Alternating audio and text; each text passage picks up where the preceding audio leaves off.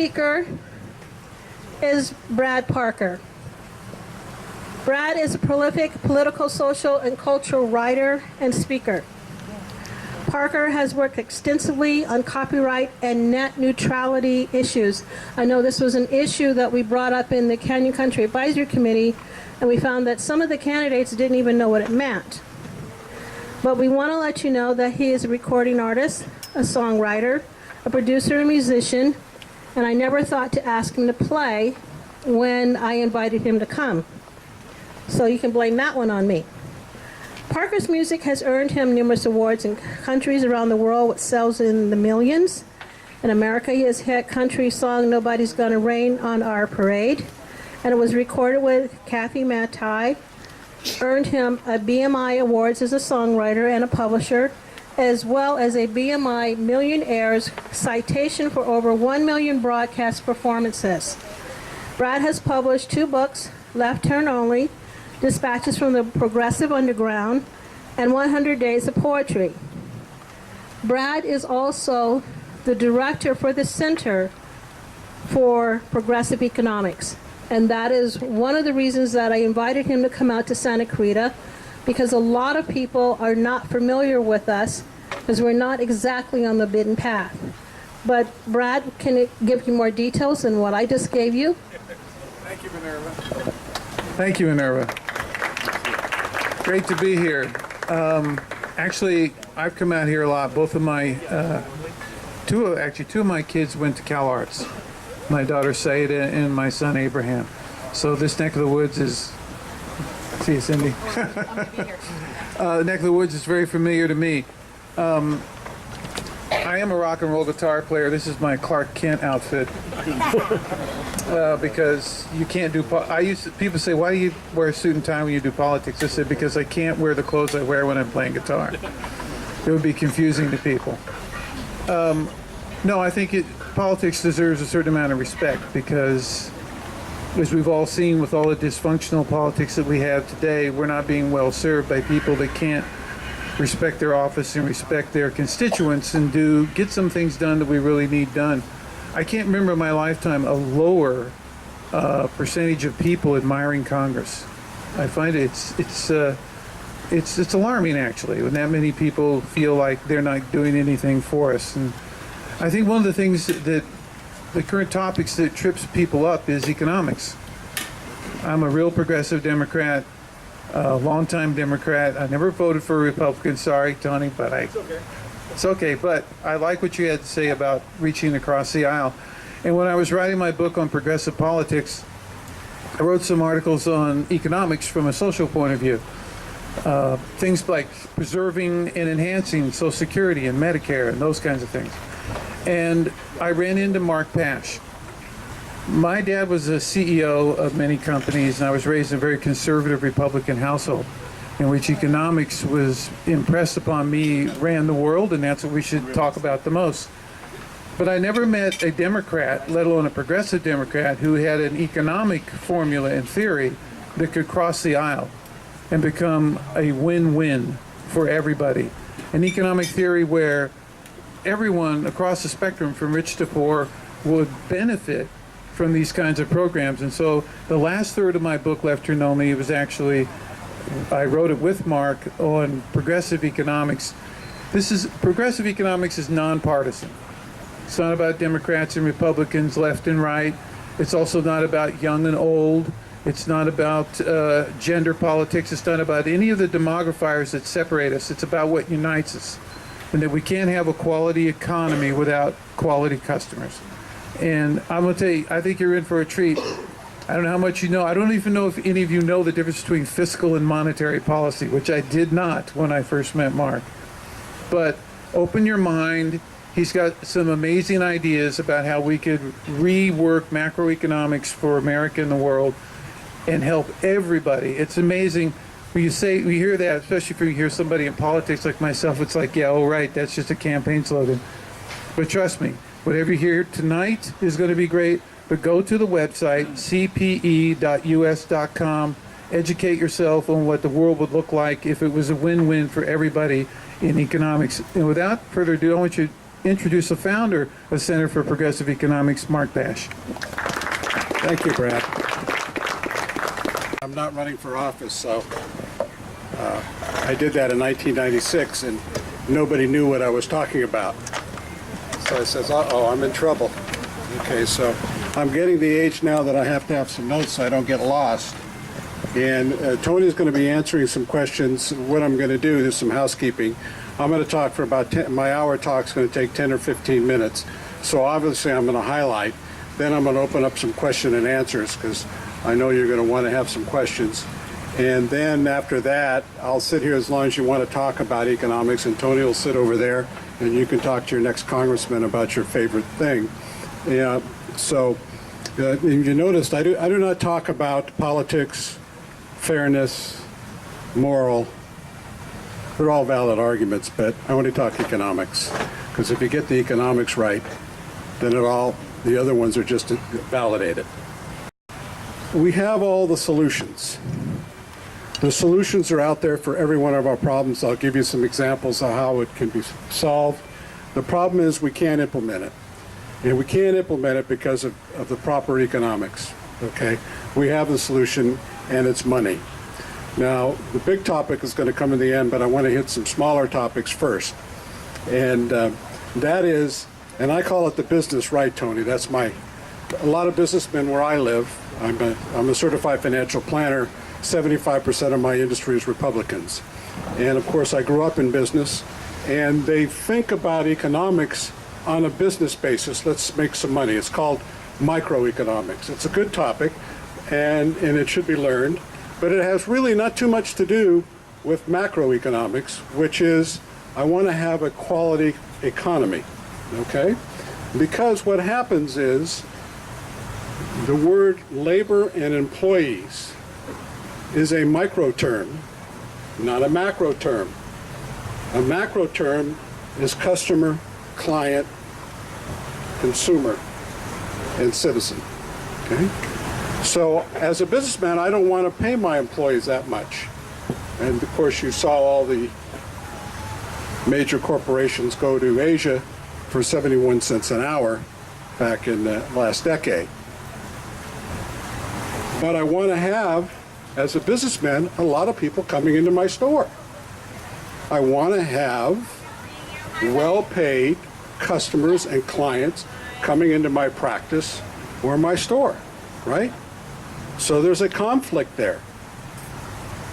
And there's a couple solutions to it, and I won't get into it right now because we don't have the time, but one of the solutions is there's no competition. There should be no competition based on basic wages or limited competition, because they have to be paid. We should compete about everything else, even flexibility of labor, but not the amount that we're paying our customers and clients, because I want them to come back into my store. Okay, purely economic reasons. Okay, macro and macro and micro. Okay, so that's the first thing. The second thing is we hear this term, especially on the right a little bit, called redistribution. Okay, redistribution is not redistribution. Say I'm redistributing. I'm taxing people and redistributing down below. And that is correct, but it should be called recirculation. Better economic term. So when you see somebody say redistribution is bad, it's not redistribution. I'm going to tell you, us capitalists get it right back. What happens to that redistribution? Okay? Comes right back in my store, and I get richer. Okay?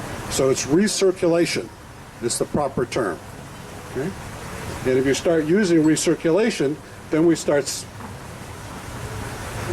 developing these terms that promote proper. What's the number one recirculation program in the United States? Anybody know? Everybody over 65 gets it. Social Security. It's not the best in the world, but it is a recirculation program from the workers to their parents. Okay? That's the biggest one. Now, the next topic I'm going to talk about is the other solution is money. And I'm going to talk about money, and I'm going to give you a little quote, because I'm only going to spend 10 minutes and hopefully this thing. There's no such thing as a national debt. It is not a debt. Okay? We'll never pay it back. When was the last time we paid back the debt? Anybody know? What about anybody that's been to my lectures? Who was president when we last paid it off? Lincoln. 1835. Who was president? Andrew Jackson. Last time we paid it off, it was zero. Okay? The national debt never has to be paid off. What happens to that debt? If we never pay it off, a debt is something that has to be paid off. So it's not a debt. Recirculate to the future. No, here's what happens, okay? The Federal Reserve Bank in New York, okay?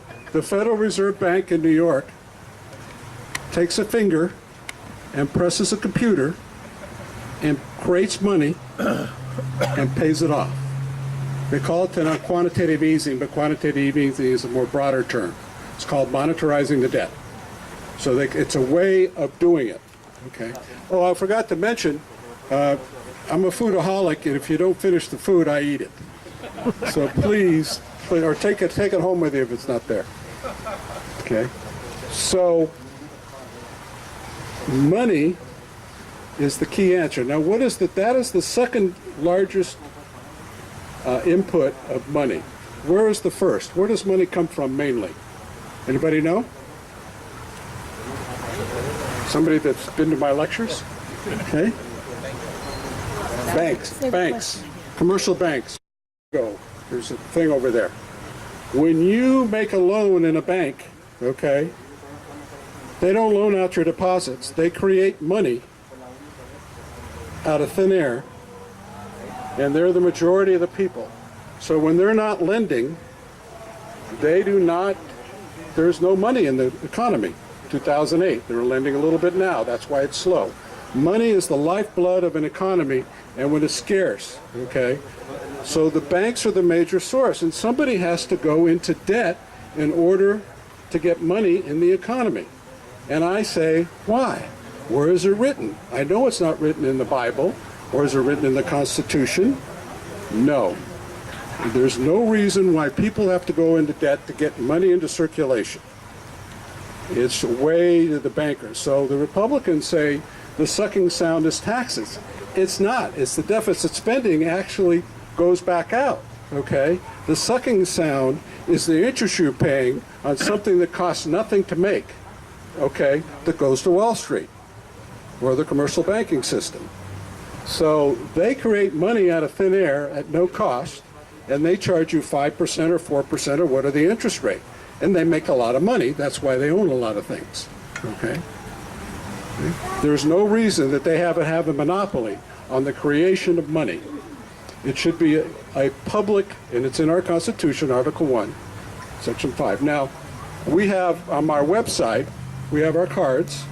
If you don't remember our website, just come and get it from me or on the table. Go look under the big one, monetary reform. And so what happens out there, and if you see this is global now. We want to think of economy as global now, good, bad, or indifferent, okay? If you notice in the political world, you see the left win, then the right win. This is not just the United States.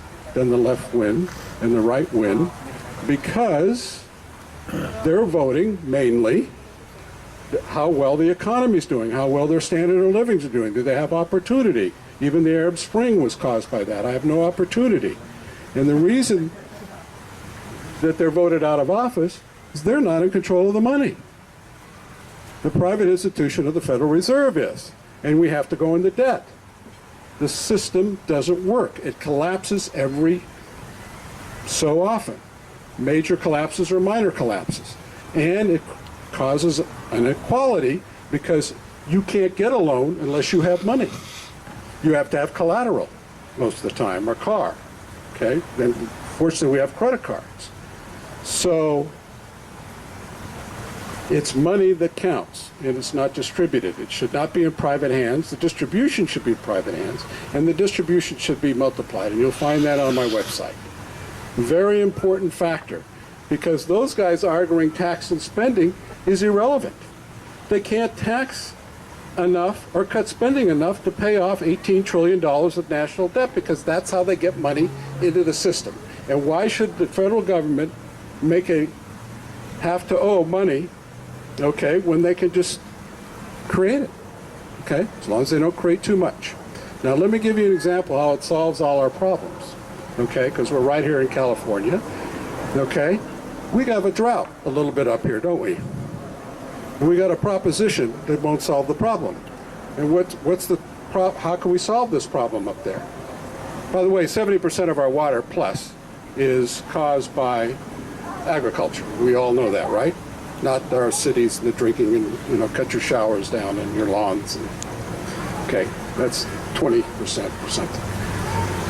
There's no drip irrigation. They call it micro irrigation. That's the first thing. Throughout the state, why? They don't want to invest the money. Okay? Why? Because capital is expensive. Well, if we have a national problem, all we have to do is lend them the money. Okay?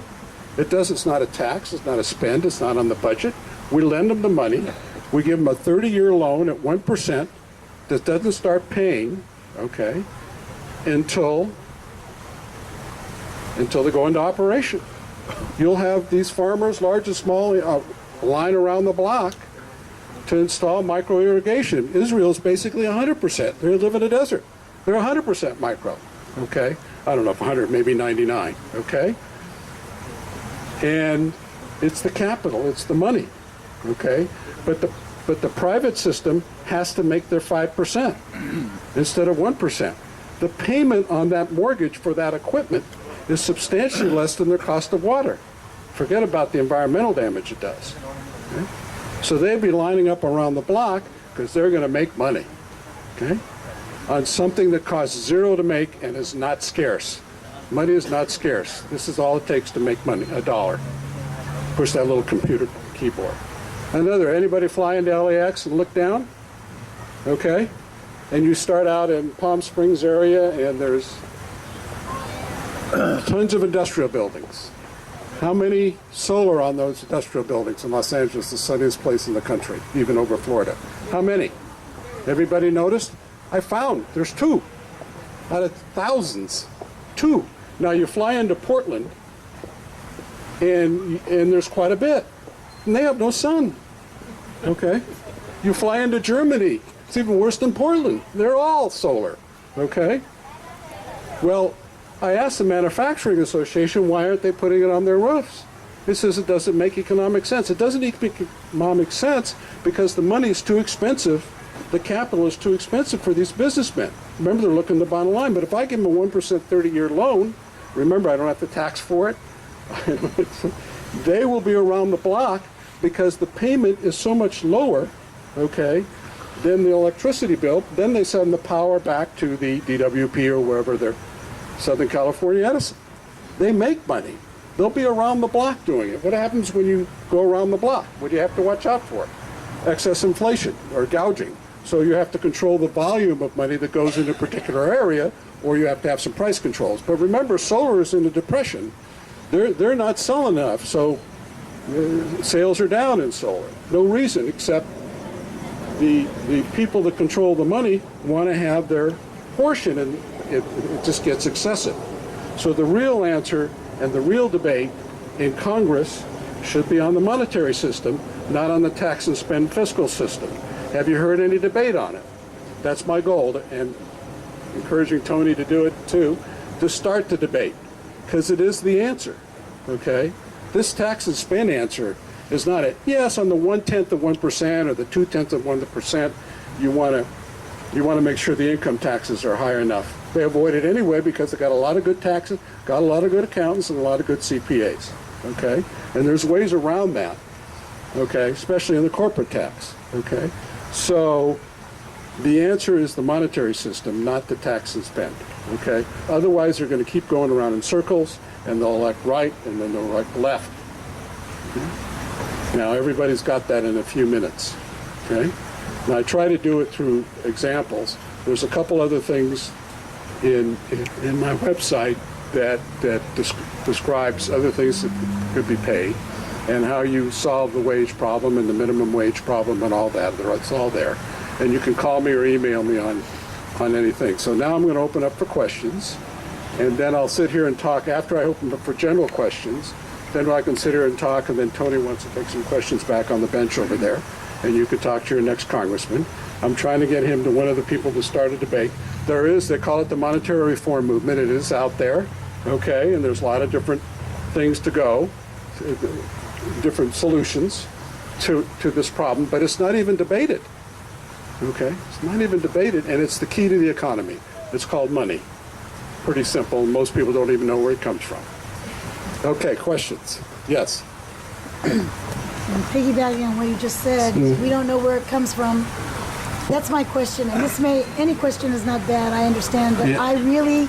I'm not an economic person. Yeah. I'm other things that probably you wouldn't know about. Yeah. So my question to you is, when you said the creation of money, what is the basis and what exactly is the creation of money? Because we know that there's not enough gold that backs up all the money Right. that is being produced, and why and where, and if somebody really doesn't know, I'd like to know creation of money. Okay, What is that? the creation of money comes into two parts. Number one, it's all fiat money. There is no backing to any money anymore. No. It's all digital now. Most of our money is in the computer. It's not cash in your pocket. It's the computer. It's digital.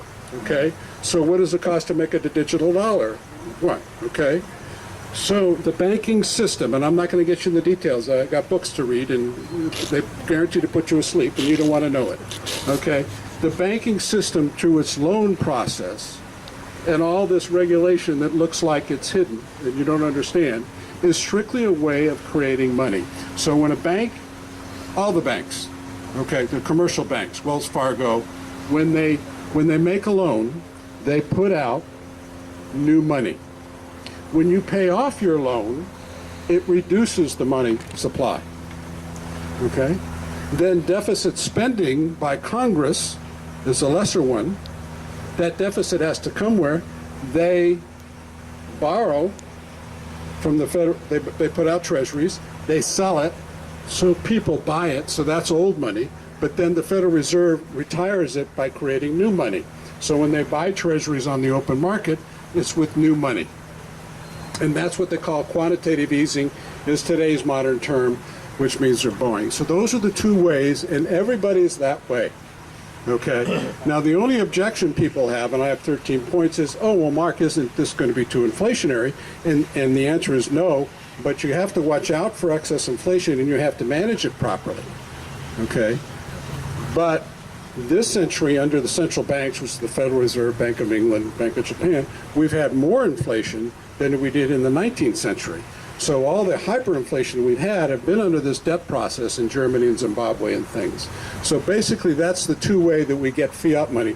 There's no banking. It's just the rule of law. Okay? Okay, thank you, sir. Yes. I would like to get back to recirculating money. Mm-hmm. It seems in the last several years that there hasn't been as much recirculating because a lot of people at the top seem to have so goddamn much money that they can't possibly spend it.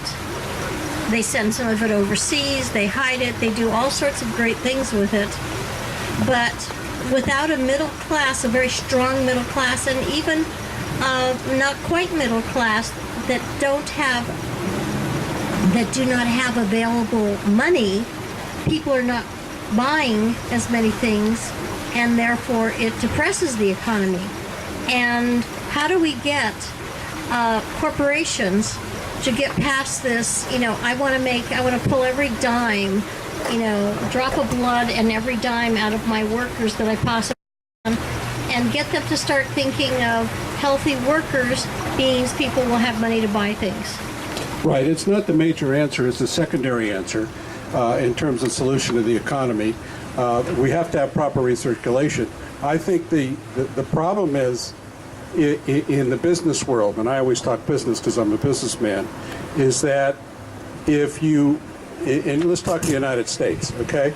I as a shareholder want to make as much money as I can, and I'm managing my firm to do that, okay? And I'm doing it on a global basis. So let's take Tennessee and Illinois or Detroit, okay? So Detroit, it's $20 an hour, and I'm making these up, I don't know exactly. And in Tennessee, it's $10 an hour. I shouldn't be allowed to compete on a geographical basis and in some cases a global basis on that difference. And the only thing that can come from is three things: some sort of federal government regulation or global regulation, labor unions, and minimum wage legislation. We've already seen it. But Okay? let's think of some place like Walmart. Same thing with Walmart. Where they have decreased their health care again, and the Walmart, the family seems to have way more money than they could possibly need, and yet they keep trying to squeeze everything they can. Oh, by the way, they have solar. They're very big on solar because they know solar will make them money. Yes, of course. And you know, the only way to do that is, and this is where I disagree with the Republican legislation, is have some form of minimum wage, labor representation, or some form of other regulation where people do not compete, especially on a geographical reason, do not compete on basic wages and fringe benefits. Now I'm going to go liberal on Tony. Okay, because I want you to go, when you go to the website, go read Inequality and Solutions. I hate that I'm going to go way out on you guys. Jobs are over. There ain't no more jobs. We got the robots coming, 3D printing and biomanufacturing.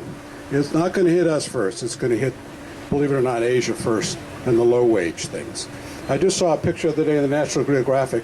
I saw a robotic caretaker, medical caretaker, taking care of a monk in Thailand. We have two robotic systems that are replacing the Mexican workers in the Imperial Valley. We have Baxter coming. What's Baxter? He's a $22,000 robot, okay, that works next to people, which most robots don't, and they're friendly, costs $4 an hour, including the $22,000, doesn't go on vacation and doesn't go to human resources, and he works on the assembly line, and he's just started. And you know, with technology, they get better and better every year. So manufacturing jobs go away. So how are we going to play? We have 2 billion people on this globe that are either subsistence unemployed or subsistence farmers. And you see what's happening in China. What happened to us in the Industrial Revolution, we had 90% of our people growing food, now it's 2. And that's happening, it's going to be happening in industrial. So what are we going to do with all these people? Okay, the answer is with money, okay? Because in services, we're going to be growing and doing music and leisure. What about the leisure industry? Won't that help the leisure industry if we move the work week gradually down to 35 hours and hire more people? Okay, it's strictly money. If you know money doesn't cost anything, okay?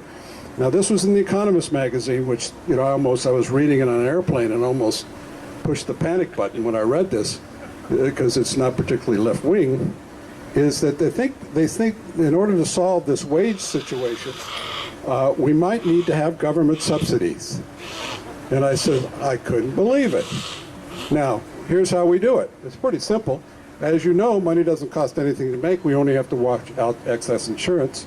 We have food stamp. What are you going to do with all these people? Put them in concentration camps? We don't need them. We don't, the private system, productive system, does not need these people except as customers. We don't need it to make anything. We got 3D printer, we got Baxter, we got a few engineers, and, you know, we just don't need all these people, but we need them as customers. And that's why we have 2 billion unemployed. So what if I gave 99% of the people all the food stamps to pay most of their food? Give them a little free money stipend for their rent. Pay for their education, not from 5 to 12, but pay for it from 2 to 14. Now look what happens let's look at it from a standpoint of a businessman. I have the government who can afford to do it if they have the right monetary system, gradually, not overnight, paying for these benefits. I can only pay minimum wage. I don't have to pay anything because everything's taken care of. And people who advance and compete above that for wages and more advanced, okay, but at least the inequality is solved because I'm taking care of all these people. They have their health care, which is, I don't know if I mentioned, okay? And so that's where we evolve. That's what I see down the line at the end of the century, because I know we don't need these 2 billion people. What are we going to do with all these people who are coming online? And the 2 billion people are just in 4 countries, which is India, China, Indonesia, and Africa, Africa being a continent. So there are solutions economically, and I become very successful. Will I solve the inequality between me and the person at the bottom? No, and you don't want to do that because that's talking pure utopia. Human beings, we're highly flawed, and we just can't do it. Okay, so there is going to be an inequality, but if everybody's taken care of and they're great customers, and they maybe live in a small apartment versus a mansion. Now the problem is the 1/10 of 1%. Somebody at the bottom of the 1% is nothing in terms of net worth as compared to the top 1 or 2%, 10th of a percent, the top of the 1%. Those are multi-billionaires, and what happens when you have multi-billionaires is you have in England, you have an economic royalty, which is bought Congress, and so it doesn't work economically. It eventually will collapse because you see this some sort of psychology there, and I can't explain it. Maybe it's psychology. These people, their goal is, where am I on the list in the Fortune 400? I mean, how can that possibly be a goal for anybody? You know, I mean, and of course, a lot of people like to make money, and then some people are altruistic. The main reason people are altruistic with these foundations at the billionaire level, state taxes. The state taxes are massively important. Not the amount or the taxation of estate taxes, because you can start it at anywhere, 20 million, 30 million, it's now at 10. Okay? The important thing is to make sure that they put them in foundations or it's recirculated back down. Okay? Their family will be more than taken care of with all the gift exclusions and stuff. I know, because I consult clients. I do a lot of income tax planning and estate tax planning, so I understand the laws. But what happened in England, which eventually collapsed, is what, 4,500 families? That was happening in the turn of the century.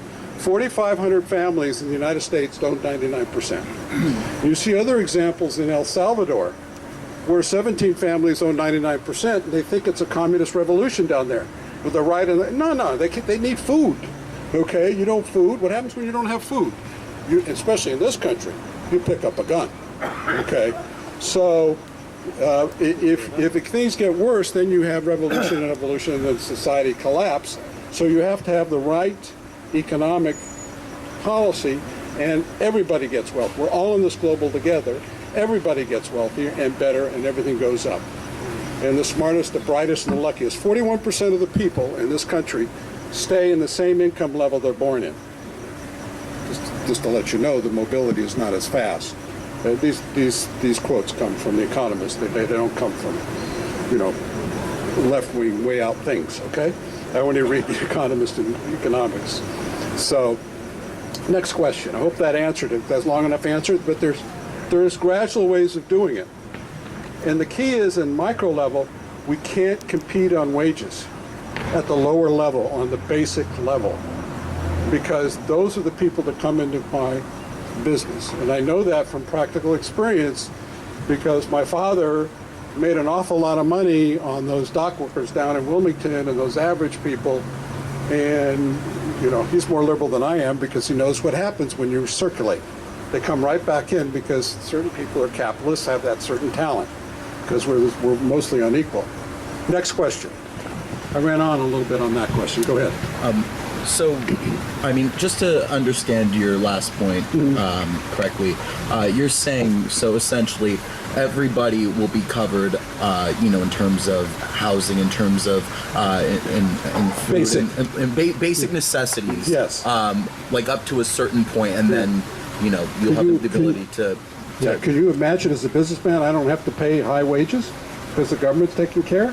So it helps a businessman too. But with that in mind, is the American dream dead at that point? Do people have in this fictional scenario that you've concocted? Is there the ability to move upward? Oh, yes. Okay. Just to think your ability. Let's say you're an entrepreneur, and a lot of entrepreneurs go on credit card and this and that. But I have your basic living. You're living in a tiny little apartment because that's the basic. I got your food basics. Your health care is okay because you can go to a clinic. And your education was free, okay? Up to maybe 40 grand, whatever, okay? Look at the opportunity you have to make money, but you can't you can't buy your own yacht. You can't go on a vacation, okay? You can't have what the 1% and 2%ers have, okay? But if you work for it, you do. So your thing is, will they lose the incentive? And the answer is no.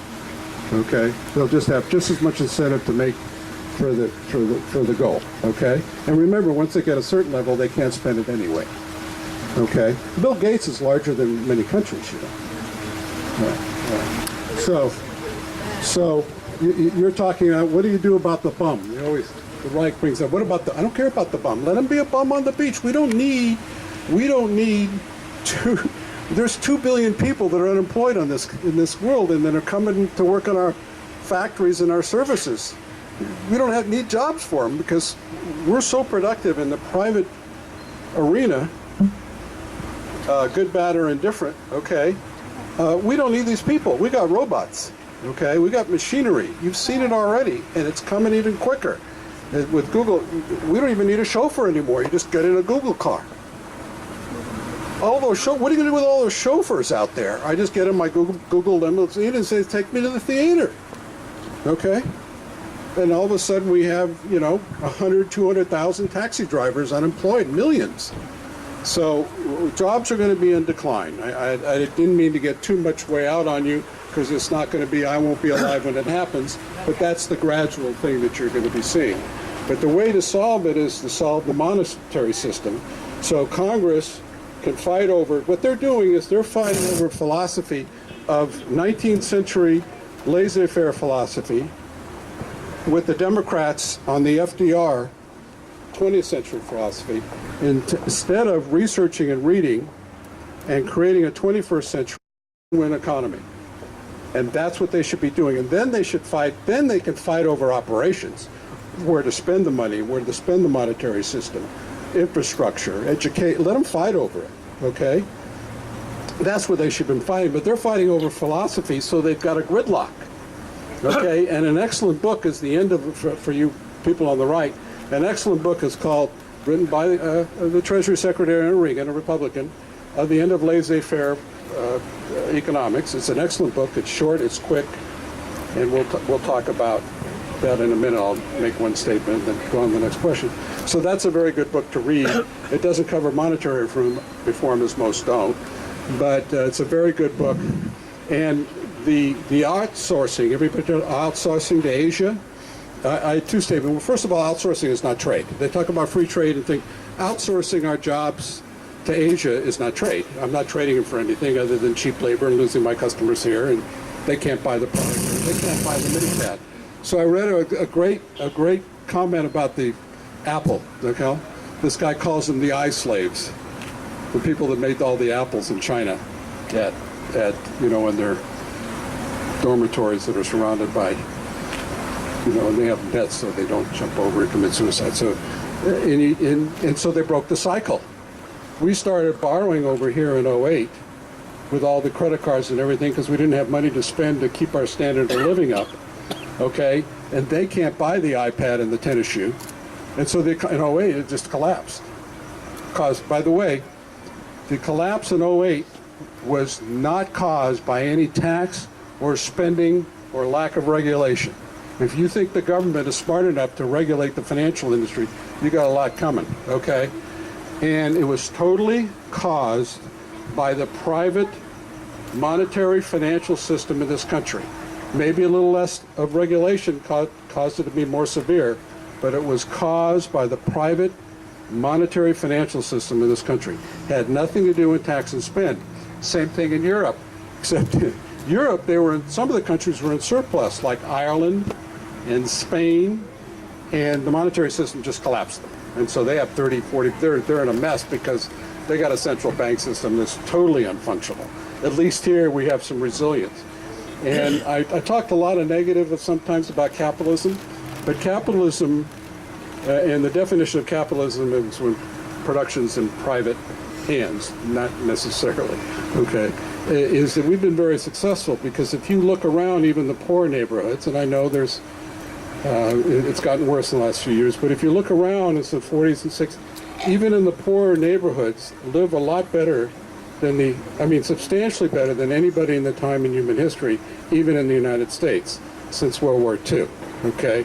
Because the biggest monetary policy that we've ever had, they passed it on the fiscal side, but it was still monetary, was the GI Bill. Gave everybody free education and a cheap loan for a house. That's all it did. And we created a big boom. A big boom. Okay? And so it's problems to solve, and they're solvable. There's solutions to them if you know where the money comes from and get in control. And that's why Wall Street's so big, because they can create money. So you see, when they have no restrictions on how much they leverage their bets. You see, oh, this bank lose $10 billion. I know, I've talked to the bankers, okay? They lose $2 billion here or $3 billion here. Well, that means they leveraged up. They can leverage up because they borrow from themselves out of thin air. I want that printing press in my basement. Can you imagine what you can do with a little digital computer that makes money in your basement? That's what they got. Okay, so they merged, when they eliminated Glass-Steagall, they merged the two, and they have unlimited ability to leverage their option trading. That's basically what derivatives are, okay? And so they have these, but they're trading among themselves. It's you know, I come from that industry. I'm licensed and all that stuff, okay? So I understand it pretty well, okay? Now, next question. Are we running out of time? We're running out of time. Okay, we'll have, Tony's going to take his questions down here. I will sit here because I'm getting up there. I need to sit down eventually and answer any of their questions. We can just talk about economics. One other point is they mentioned it.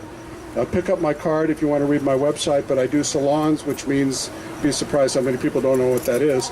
Living room talks, 12, 15 people for dinner in their living room. We could talk about economics. I have a little presentation for your corporate meeting, your club meetings, any of your meetings. I like to be a guest speaker. I don't not charge, okay, whatever you see. So this is what I do for a living. I retired to change the world, and so they would have the proper macroeconomics. And thanks for having me. I want to thank Minerva again. She did it all, and it's wonderful.